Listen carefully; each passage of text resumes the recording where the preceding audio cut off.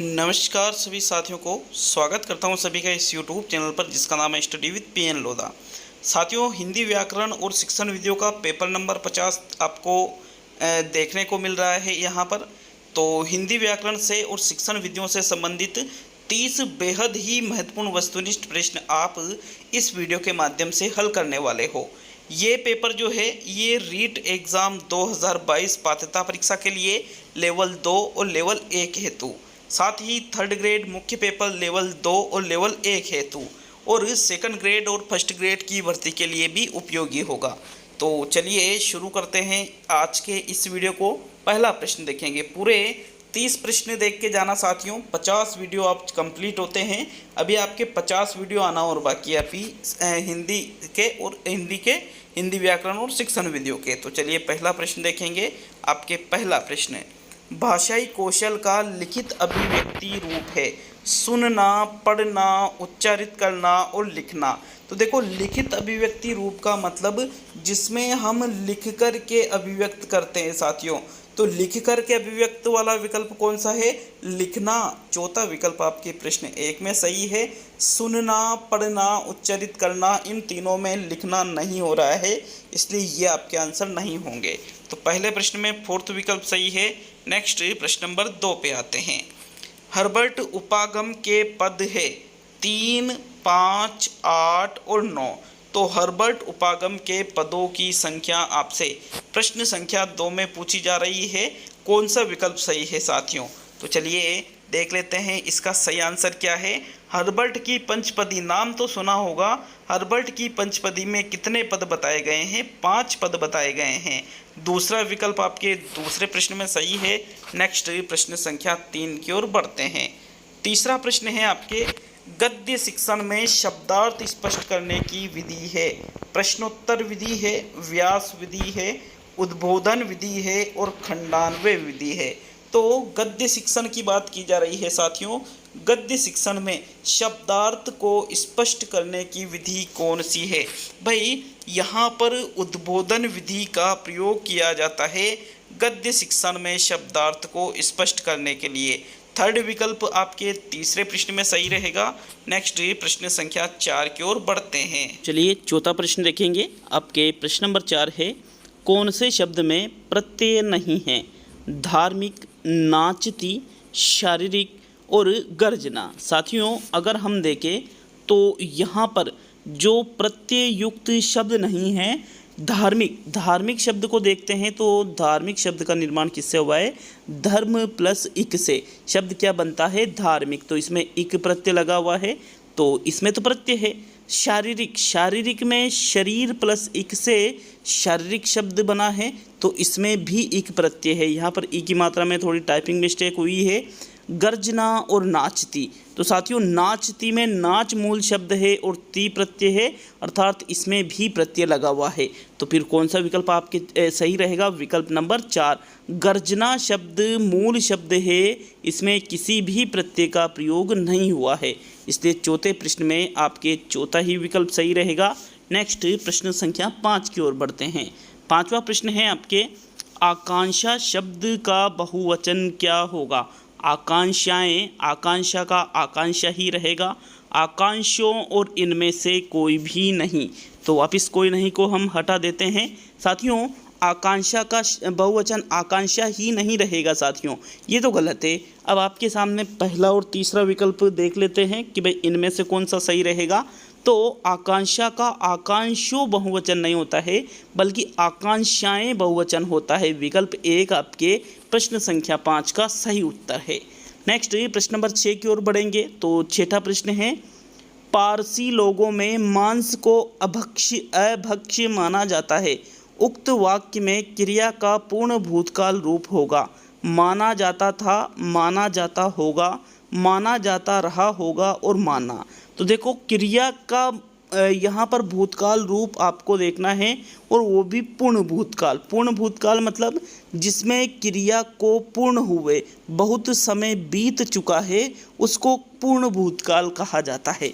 तो यहाँ पर माना जाता है मतलब वर्तमान की बात है यहाँ पर तो, और जाता था पूर्ण भूतकाल की बात हो जाएगी। अतः यहाँ पर माना जाता था विकल्प जो एक है कि पारसी लोगों में मांस को अभक्ष्य माना जाता था, ये पूर्ण भूतकाल का वाक्य इस प्रकार से बन जाएगा।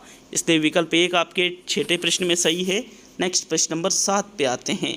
7वां प्रश्न है, गणेश को पत्र लिखो। आज्ञावाचक वाक्य है, प्रश्नवाचक वाक्य है, निषेधात्मक वाक्य है और विधानवाचक वाक्य है।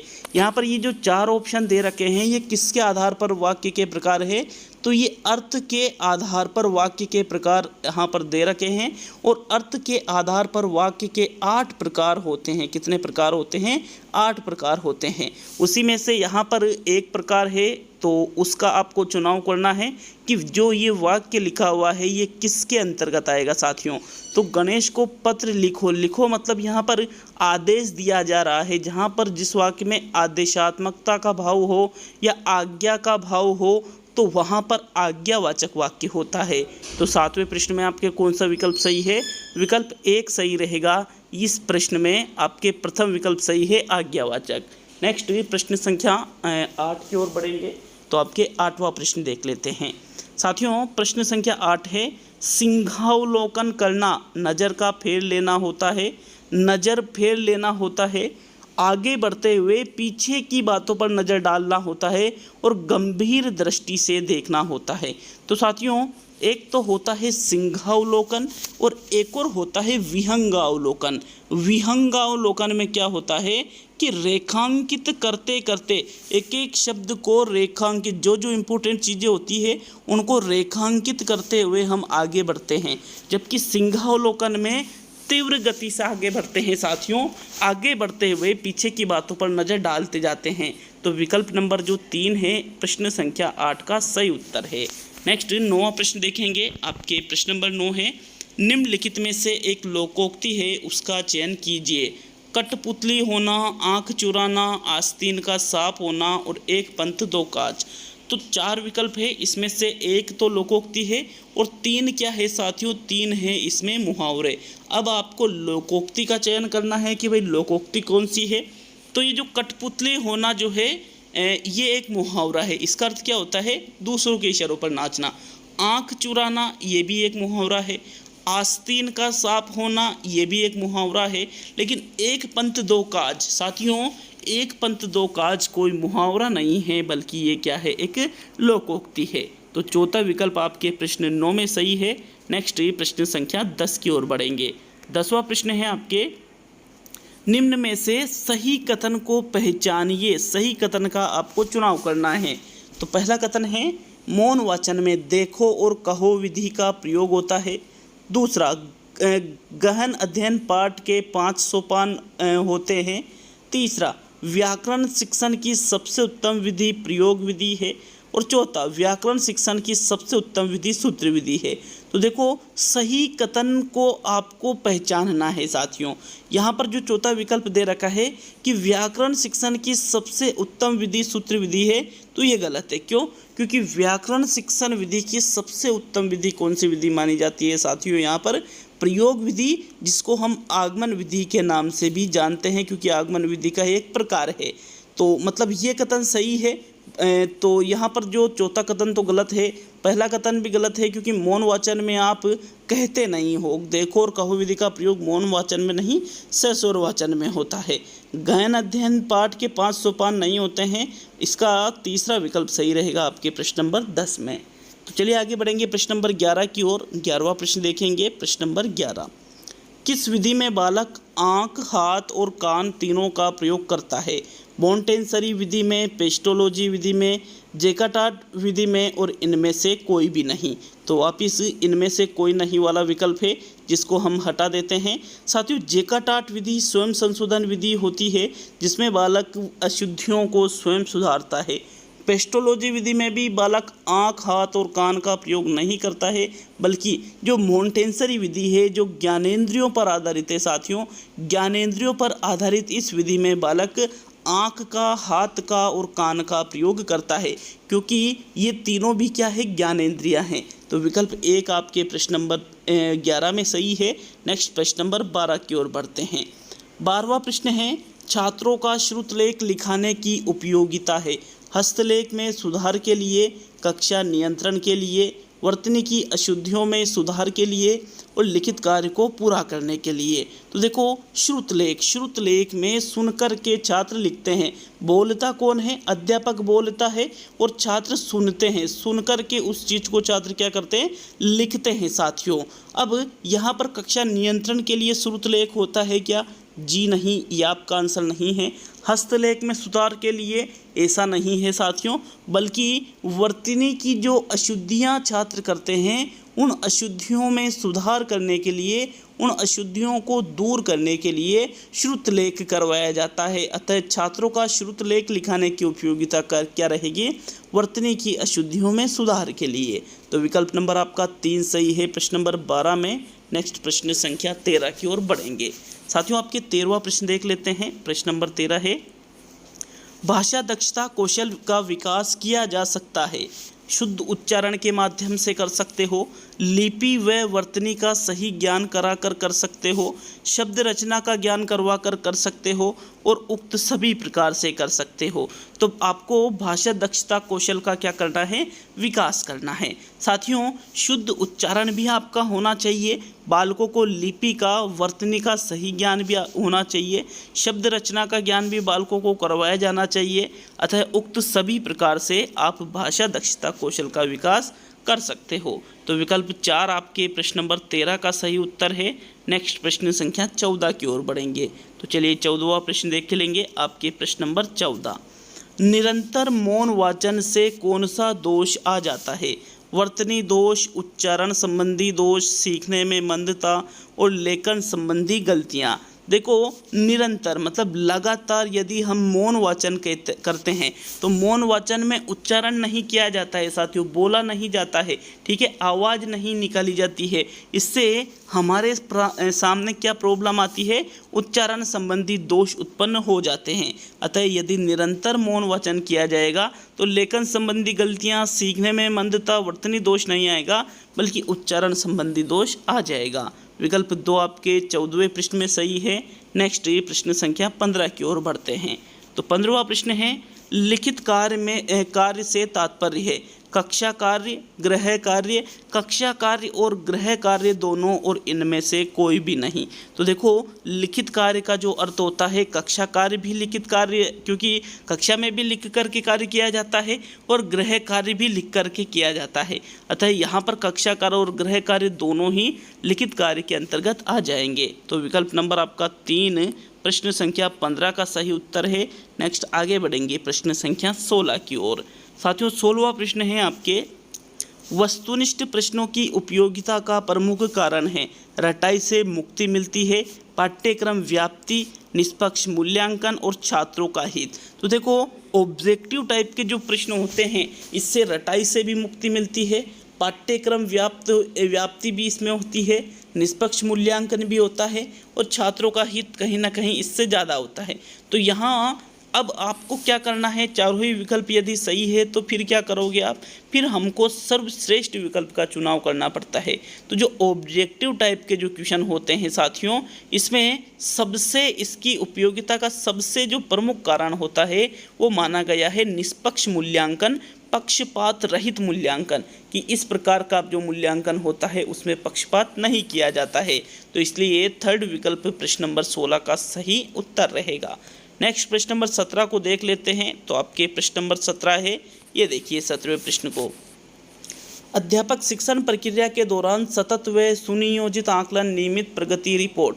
तो विकल्प है, शिक्षार्थियों को उनके काम मतलब अधिगम की प्रतिपुष्टि देते हैं। दूसरा है, अभिभावकों को उनके बच्चों के अधिगम की गुणवत्ता व उनके विकास की तथ्यपरक जानकारी प्रदान करते हैं। तीसरा है, वे मानक स्थापित करते हैं जिन्हें प्राप्त करने हेतु शिक्षार्थी प्रयासरत है। और इनमें से सभी। तो कौन सा विकल्प आपका सही रहेगा?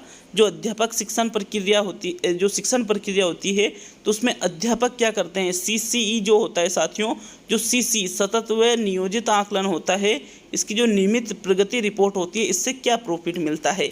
तो इससे जो छात्र है उनके काम की भी प्रतिपुष्टि होती है, अभिभावकों को भी पता चलता है कि बच्चों को कितना अधिगम कर रहे हैं बच्चे, मानक भी स्थापित करते हैं जिनको प्राप्त करने के लिए छात्र प्रयास कर रहे हैं। तो अर्थात उक्त सभी वाला जो चौथा विकल्प है आपके 17वें प्रश्न का सही उत्तर होगा।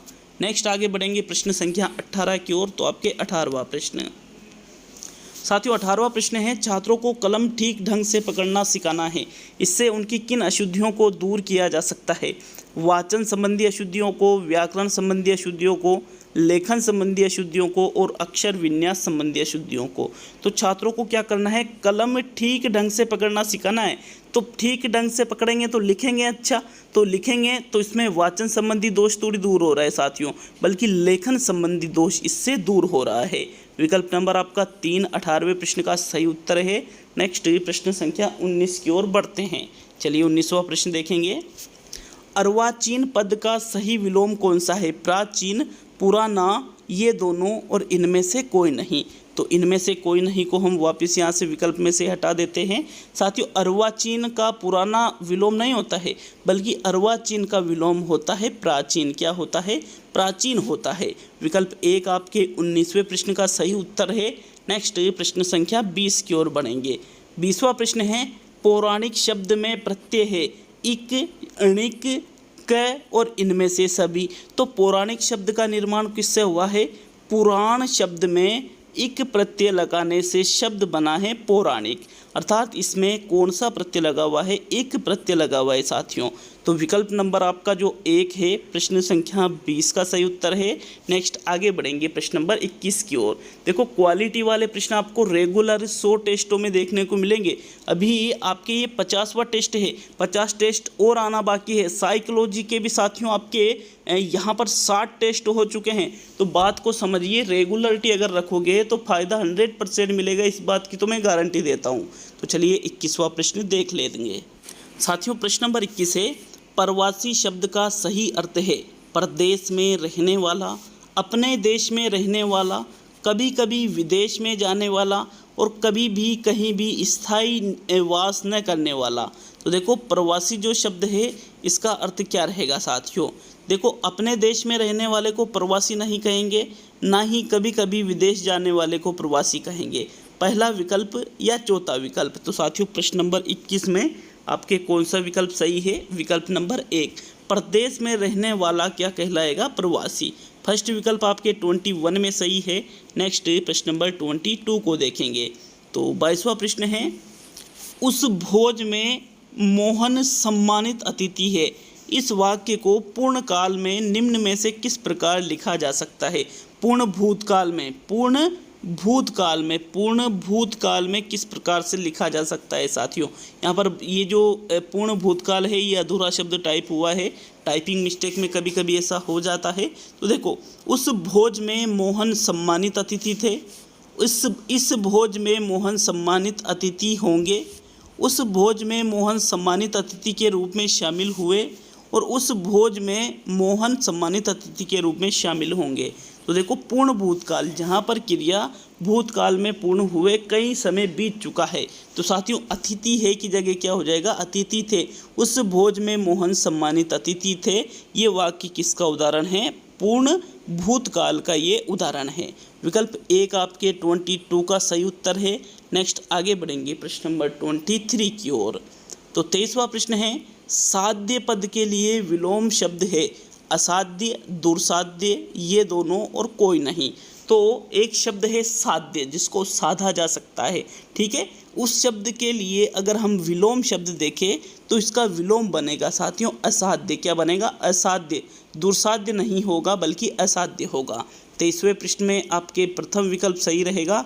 नेक्स्ट प्रश्न संख्या 24 की ओर बढ़ेंगे। चलिए 24वां प्रश्न देखेंगे। आपके प्रश्न नंबर 24 है, बच्चा शब्द की भाववाचक संज्ञा है बचकाना, बचपन, बचपना और बच्चे। तो बच्चा शब्द एक जातिवाचक संज्ञा शब्द है। कैसा शब्द है? एक जातिवाचक संज्ञा शब्द है। अब यदि हम इसका भाववाचक में बदले इसको, तो इसका भाववाचक संज्ञा शब्द बचकाना या बचपना या बच्चे नहीं होंगे। बच्चा का बच्चे तो क्या होगा, ये बहुवचन हो गया ये तो ये आपका आंसर नहीं है। आपको क्या देखना है, भाववाचक संज्ञा देखना है। तो बच्चा शब्द का जो भाववाचक संज्ञा है, हम बच्चा शब्द में पन प्रत्यय लगा देंगे तो शब्द बनता है बचपन। साथियों ये एक भाववाचक संज्ञा शब्द है, इसलिए 24वें प्रश्न में आपके सेकंड विकल्प सही रहेगा। नेक्स्ट प्रश्न नंबर 25 की ओर बढ़ेंगे। तो 25वां प्रश्न है, बुद्धि शब्द है, तत्सम है, तद्भव है, देशज है और विदेशी है। प्रश्न नंबर 25 का राइट आंसर बताओ। इसके लिए थोड़ा सा टाइम देता हूँ। बुद्धि शब्द में बुद्धि शब्द कौन सा शब्द है, तत्सम, तद्भव, देशज या विदेशी। साथियों 25वें प्रश्न में आपके सही उत्तर रहेगा बुद्धि एक तत्सम शब्द है। कैसा शब्द है, बुद्धि एक तत्सम शब्द है। विकल्प एक आपके 25 में सही उत्तर है। चलिए नेक्स्ट प्रश्न नंबर 26 को देखेंगे। चित्रकला व्यवसाय नहीं अंतरात्मा की पुकार है। यह कथन किस काल का बोधक है, सामान्य भूतकाल का, अपूर्ण भूतकाल का, सामान्य वर्तमान काल का और सामान्य भविष्य काल का। तो देखो यहाँ पर आपको ये देखना है कि भाई ये जो वाक्य है ये किस काल का है। तो चलिए आंसर देख लेते हैं। चित्रकला व्यवसाय नहीं अंतरात्मा की पुकार है। पुकार है मतलब वर्तमान की बात की जा रही है। तो भविष्य काल को हटा दो, भूतकाल को हटा दो, वापस भूतकाल को हटा दो, मतलब ये सामान्य वर्तमान काल का उदाहरण है। थर्ड विकल्प आपके 26 में सही रहेगा। नेक्स्ट प्रश्न नंबर 27 पे आते हैं। 27वां प्रश्न है आपके, एक तो करेला दूजे नीम चढ़ा। इसका अर्थ क्या होगा, एक साथ दो दुर्गुण होना, करेले का पौधा नीम पर वृद्धि करता है, करेले और का नीम में संयोग, करेले का नीम में संयोग और इनमें से सभी। तो देखो आपने सुना होगा कि एक तो करेला दूजा नीम चढ़ा, तो मतलब यहाँ पर इसका अर्थ होता है साथियों एक साथ दो दुर्गुण होना। ठीक है, अलग अलग दुर्गुण होना। विकल्प एक आपके 27 का सही उत्तर है। चलिए नेक्स्ट प्रश्न नंबर 28 पे आते हैं। तो आपके 28वां प्रश्न। लेकिन वीडियो अच्छा लगे तो लाइक और शेयर जरूर करिएगा साथियों। आपका स्कोर कमेंट बॉक्स में कमेंट करके बताना कि कितना आपका स्कोर हो रहा है, 30 में से कितने प्रश्न आपने सही किए हैं। और इसके पहले के 49 टेस्ट आप वीडियो के लास्ट में मैं एंड स्क्रीन में प्लेलिस्ट लगा दूंगा, जिससे आप क्लिक करके उस प्लेलिस्ट पर पिछले सारे टेस्ट अटेंड कर सकते हो। तो चलिए 28 पे आते हैं। आपके 28वां प्रश्न, गंभीर वाचन तथा द्रुत वाचन यह दोनों किसके भेद है, सस्वर वाचन के, आदर्श वाचन के, मौन वाचन के और अनुकरण वाचन के। तो देखो गंभीर और द्रुत का मतलब तीव्र गति से। तो गंभीर मुद्रा में और तीव्र गति से जो वाचन किया जाता है वो आदर्श वाचन में तो नहीं होता है। आदर्श वाचन तो अध्यापक करता है, ना ही सस्वर में ना ही अनुकरण में, बल्कि ये दोनों चीज़ें मौन वाचन में की जाती है साथियों। अतः गंभीर वाचन व द्रुत वाचन दोनों ही मौन वाचन के भेद है। थर्ड विकल्प आपके 28 में सही रहेगा। नेक्स्ट आगे बढ़ेंगे प्रश्न नंबर 29 पर। तो 29वां प्रश्न देख लेते हैं। नयन शब्द में कौन सी संधि है, यण संधि है, अयादि संधि है, दीर्घ संधि है और वृद्धि संधि है। तो नयन शब्द का संधि विच्छेद करके देख लेते हैं। नयन शब्द का संधि विच्छेद होगा ने प्लस अन बराबर शब्द क्या बनेगा साथियों, नयन। अर्थात इसमें कौन सी संधि हो रही है, अयादि संधि हो रही है। दूसरा विकल्प आपके 29 में सही है। अब आज का अंतिम और 30वां प्रश्न। कमेंट करके जरूर जाइए। अगर किसी प्रश्न में कोई त्रुटि होती है टाइपिंग वगैरह की, या हमसे भी बाई चांस कोई त्रुटि हो जाए एक आध प्रश्न में, हालांकि सावधानी से पेपर बनाए जाते हैं, लेकिन फिर भी कोई त्रुटि आपको लगती है तो आप कमेंट बॉक्स में ज़रूर कमेंट करें साथियों। देख लेते हैं आज का अंतिम और 30वां प्रश्न। शिक्षण सहायक सामग्री का शिक्षक को क्या लाभ प्राप्त नहीं होता है, तो बालकों का ध्यान केंद्रित करने में यह सामग्री सहायक है।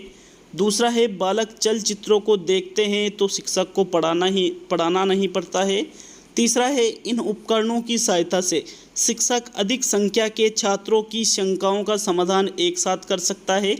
और चौथा है विस्तृत पाठ्यक्रम को थोड़े समय में पढ़ा देने में यह उपकरण सहायक है। तो जो शिक्षण सहायक सामग्रियाँ होती है, जो लाभ उनसे प्राप्त नहीं होता है एक शिक्षक को, उसका आपको चयन करना है। साथियों देखो चौथा विकल्प क्या कह रहा है कि अगर पाठ्यक्रम विस्तृत बड़ा है तो थोड़े समय में आप पढ़ा पाओगे इन उपकरणों की सहायता से। ये तो बिल्कुल यहाँ पर लाभ प्राप्त हो रहा है शिक्षक को।